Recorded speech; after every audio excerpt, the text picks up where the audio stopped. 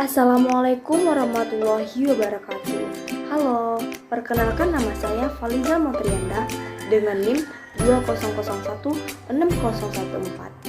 Mata kuliah keterampilan berbicara. Dosen pengampu Ermawati Arif MPD. Di sini saya akan menjelaskan tentang teori dasar keterampilan berbicara. Baiklah, saya akan langsung menjelaskan tentang teori dasar keterampilan berbicara. Pengertian berbicara sebagai keterampilan berbahasa. Keterampilan berbicara adalah kemampuan mengucapkan bunyi-bunyi artikulasi atau kata-kata untuk mengekspresikan pikiran, gagasan, dan perasaan seseorang. Berbicara merupakan suatu keterampilan berbahasa yang digunakan untuk berkomunikasi dalam kehidupan sehari-hari. Tentunya, berbicara memiliki hubungan dengan keterampilan berbahasa karena tidak melibatkan bahasa yang dikomunikasikan.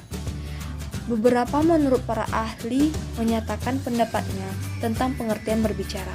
Yang pertama, menurut Muksim dalam Carolina, berbicara adalah keterampilan memproduksi arus sistem bunyi artikulasi untuk menyampaikan kehendak, kebutuhan, perasaan, dan keinginan pada orang lain.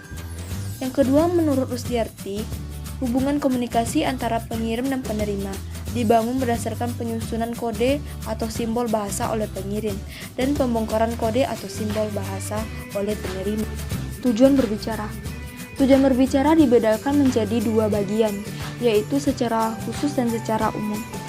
Baiklah, saya akan menjelaskan tentang secara umum. Yang pertama, tujuan sosial. Manusia sebagai makhluk sosial menjadikan kegiatan berbicara sebagai sarana untuk membangun konsep diri, ekstensi diri, dan kelangsungan hidup. Yang kedua, tujuan ekspresif. Bahasa digunakan untuk mengekspresikan perasaan pembicaraan kepada orang lain. Yang ketiga, tujuan ritual. Kegiatan-kegiatan ini sering digunakan sebagai bahasa, sebagai media untuk menyampaikan pesan-pesan ritualnya pada penganutnya. Dan yang keempat, tujuan instrumental. Kegiatan berbicara digunakan sebagai alat untuk memperoleh sesuatu. Sesuatu di sini dapat berupa pekerjaan, jabatan, atau hal-hal lainnya. Secara khusus, dibedakan beberapa tujuan, yaitu untuk memberikan informasi. Yang kedua, menyatakan diri. Dan yang ketiga, mencapai tujuan. Yang keempat, berekspresi. Yang kelima, menghibur diri. Oleh karena itu, agar dapat menyampaikan pesan secara efektif, pembicara harus memahami apa yang akan dia sampaikan atau dikomunikasikan. Tarigan juga mengemukakan bahwa berbicara mempunyai 3 maksud umum, yaitu untuk memberitahukan dan melaporkan ataupun menjamu dan menghibur. Selanjutnya, catur cara saji bicara sebagai metode dalam keterampilan berbicara. Keterampilan berbicara memiliki catur cara saji bicara sebagai metode dalam keterampilan berbicara, yaitu sebagai berikut. Yang pertama, metode serta-merta. Metode serta-merta ini digunakan secara mendadak, diminta secara spontan di depan orang banyak. Kelebihan metode ini antara lain, yang pertama, tidak memerlukan waktu yang panjang untuk mempersiapkan pembicaraan. Yang kedua, bagi yang berpengalaman tampil berbicara, cara ini cukup efektif. Yang ketiga, tidak memerlukan waktu untuk mengumpulkan bahan. Kekurangan dari metode ini adalah: yang pertama, cenderung berbicara tidak efektif dan berbelit-belit. Yang kedua, pembicaraan kaku. Yang ketiga, penggunaan bahasa juga cenderung tidak efektif.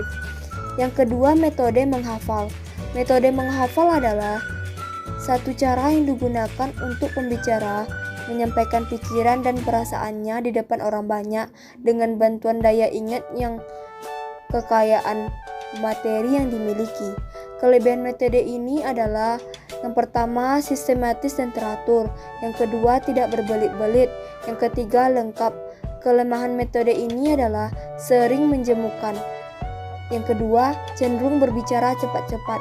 Yang ketiga, kurang penghayatan. Yang keempat, sulit menyesuaikan diri dengan reaksi pendengar. Yang ketiga, metode naskah.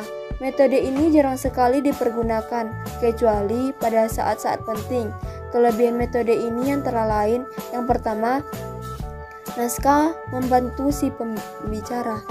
Yang kedua, mempunyai fungsi dokumentasi. Yang ketiga, lengkap.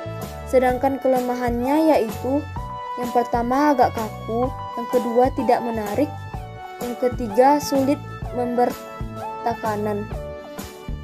4. Metode ekstemporan. Dalam metode ini kadang-kadang disiapkan konsep naskah dengan tidak perlu menghafalkan kata demi kata. Metode ini lebih bersifat fleksibel dan variatif dalam menggunakan kata-kata. Sebaiknya jika metode ini terlalu bersifat sketsa, maka hasilnya sama dengan metode serta-merta. Jika catatan ditulis pada kartu biasa, disebut chord system. Sedangkan jikalau catatan ditulis pada lembaran kertas dengan nomor urut disebut number system. Faktor yang mempengaruhi keterampilan berbicara. Berbicara merupakan kegiatan individu menyampaikan pesan secara lisan kepada orang lain, audiens, atau majelis. Menurut beberapa para ahli, yaitu Muhajir mengungkapkan bahwa dalam berbicara diperlukan hal-hal di luar kemampuan berbahasa dan ilmu pengetahuan. Pada saat berbicara diperlukan yang pertama, penguasaan bahasa, yang kedua bahasa, yang ketiga keberanian dan ketenangan, dan yang keempat kesanggupan menyampaikan ide dengan lancar dan teratur. Para ahli mengemukakan beberapa faktor penunjang pada kegiatan berbicara yaitu terbagi dua. Yang pertama, faktor kebahasaan, dan yang kedua, faktor non-kebahasaan. Faktor kebahasaan ini yaitu yang pertama, ketetapan ucapan, yang kedua, penetapan tekanan, yang ketiga, pilihan kata, yang keempat, ketetapan kalimat, dan yang terakhir atau yang kelima, ketetapan sasaran bacaan.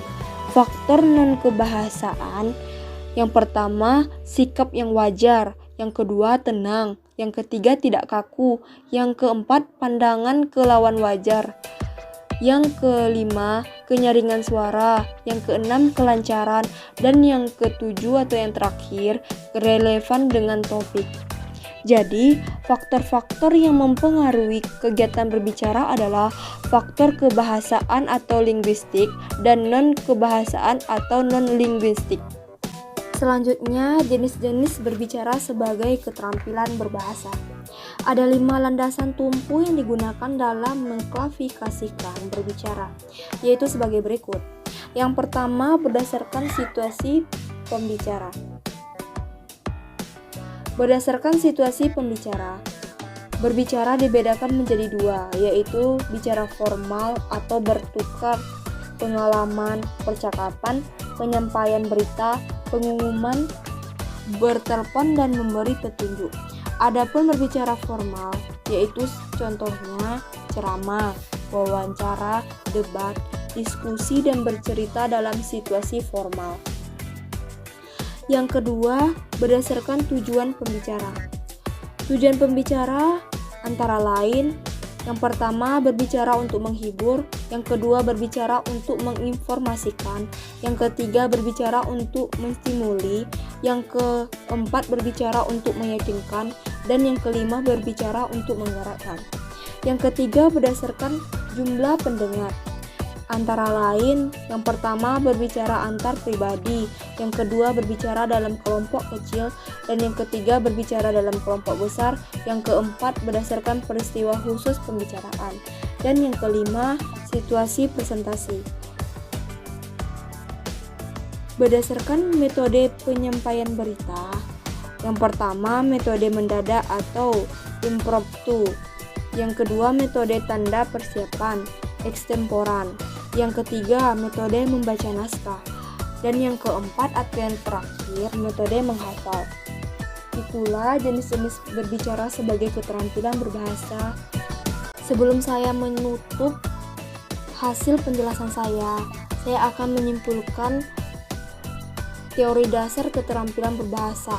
yaitu berbicara merupakan instrumen yang mengungkapkan kepada penyimak hampir-hampir secara langsung apakah sang pembicara memahami atau tidak baik bahan pembicaraan maupun para penyimaknya, apakah dia bersikap tenang serta dapat menyesuaikan diri pada saat dia mengkombinasikan gagasan-gagasannya, apakah dia waspada secara antusias keterampilan berbahasa. Kemudian, catur cara saji bicara dalam keterampilan berbicara mencangkup yaitu metode serta-merta, metode menghafal, metode naskah, dan metode eksploran. Dalam keterampilan berbahasa juga memiliki faktor-faktor yang mempengaruhinya, yaitu faktor bahasa dan faktor non-kebahasaan. Dan jenis-jenis berbicara dapat dibedakan menjadi situasi, tujuan, jumlah pendengar, situasi khusus, dan metode penyampaian. Oke, sebelum saya menutup penjelasan dari presentasi saya akan menampilkan link video YouTube saya yang di bawah ini atau yang telah saya paparkan. Jangan lupa like and comment dan subscribe ya guys. Oke, mari ikuti channel saya. Assalamualaikum warahmatullahi wabarakatuh.